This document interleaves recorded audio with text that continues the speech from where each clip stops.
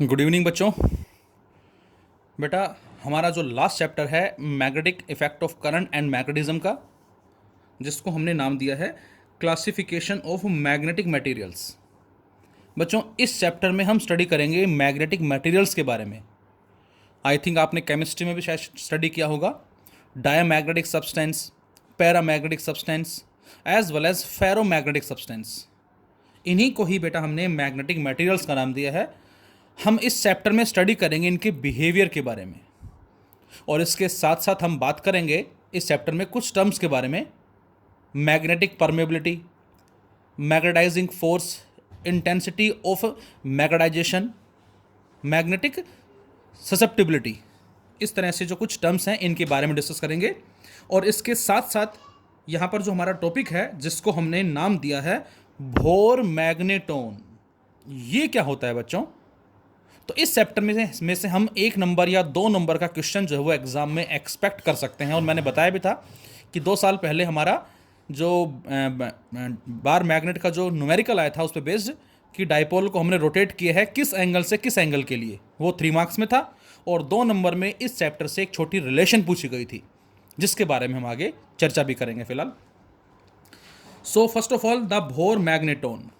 तो जैसा कि आपको इसके नाम से पता लग रहा है, ये बोहर का कॉन्सेप्ट है, नील बोहर का कॉन्सेप्ट है बेटा, जिसको बोहर मैग्नेटोन का नाम दिया गया है। या इसका मतलब है magnetic dipole moment of an atom due to revolving electron. इसको हम ऐसे भी कह सकते हैं कि what is the magnetic dipole moment of an atom due to revolving electron.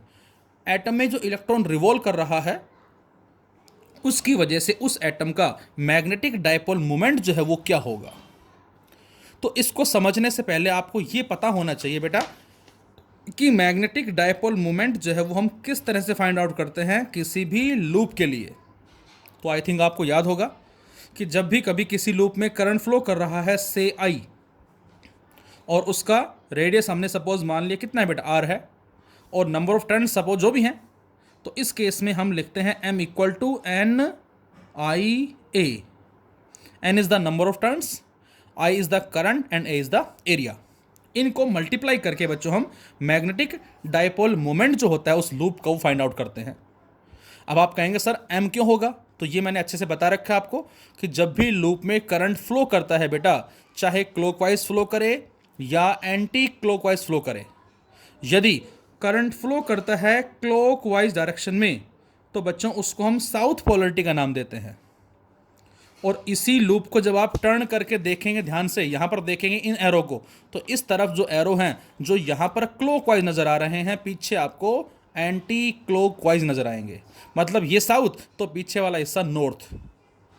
और यदि किसी लूप में करंट फ्लो करता है एंटी क्लॉकवाइज डायरेक्शन में बच्चों, तो उसको बोलते हैं बेटा हम नॉर्थ पोलरिटी। अब यदि ये नॉर्थ है तो इसको टर्न करके जब इन एरो को देखोगे आप तो ये आपको क्लॉकवाइज नज़र आएंगे। तो यदि ये नॉर्थ है तो ये साउथ। मतलब कहने का ये मेरा कि लूप में साउथ भी है और नॉर्थ भी है, तो यहाँ पर 2 इक्वल एंड अपोजिट पोल होने से ये जो करंट कैरिंग लूप है बेटा, ये डाइपोल की तरह बिहेव करता है, जिसका डाइपोल मोमेंट m जो है उसको हमने इस फॉर्मूले के बेसिस पे फाइंड आउट किया है NIA।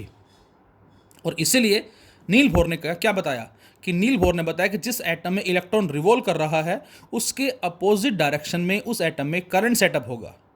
तो ये जो एटम है ये एक करंट कैरिंग लूप की तरह बिहेव कर रहा है जिसमें साउथ नॉर्थ दोनों एग्जिस्ट कर रहे हैं।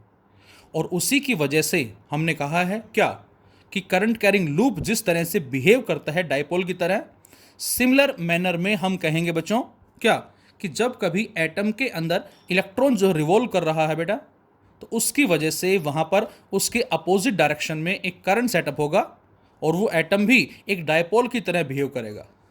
And here we have to find out the magnetic dipole moment of an atom due to revolving electron.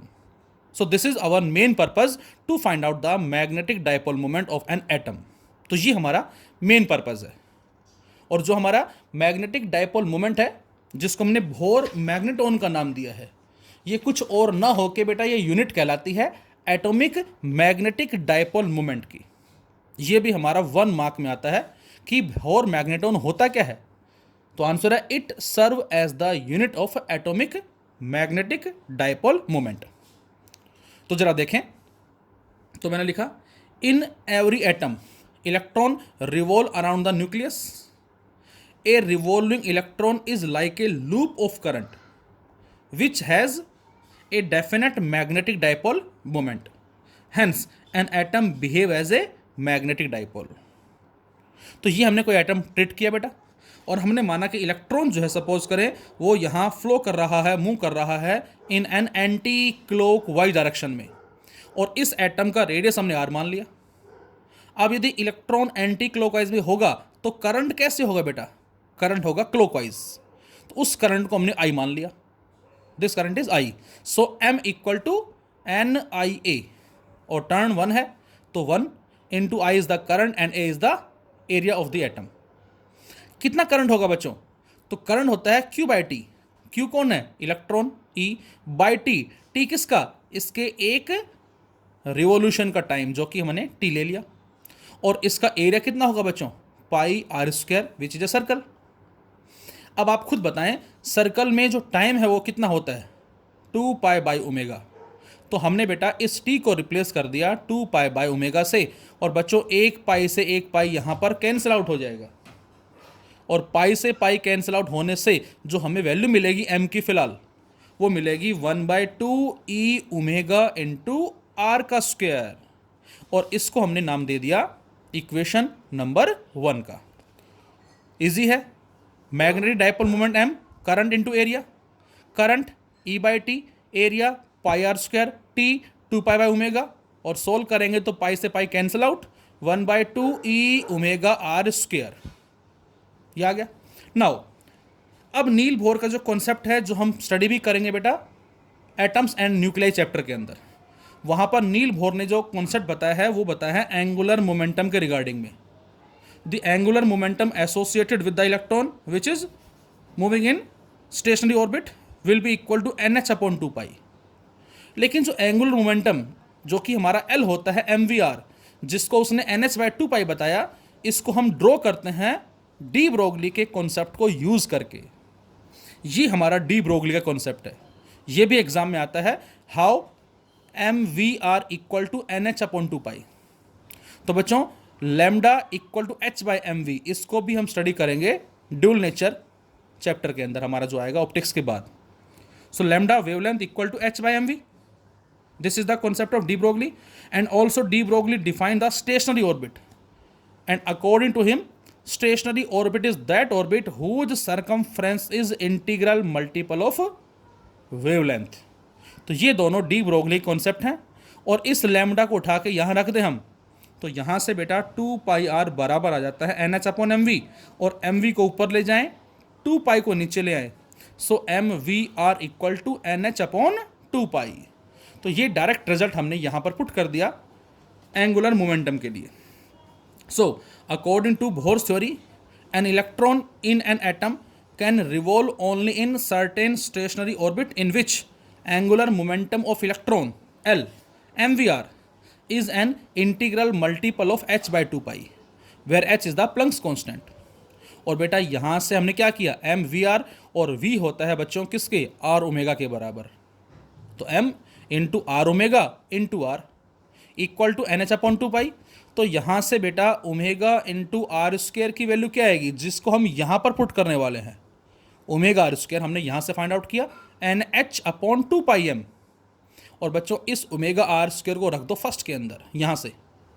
तो जैसे ही इसको फर्स्ट में पुट करते हैं बच्चों तो m मिलता है 1/2 इंटू ई, और साथ में omega r square that is NH/2m put कर दिया बेटा, n को साइड में लिखा n EH/4m, और यहाँ जो EH/4m है बेटा ये सारा कांस्टेंट है जिसको मैंने म्यू बी का नाम दिया, and this mu B is EH/4m। और बच्चों इसी को हमने बोर मैग्नेटॉन का नाम दिया है, क्योंकि n तो 1 2 3 4 5 6 7 है बेटा, लेकिन EH/4m सारे कांस्टेंट्स हैं।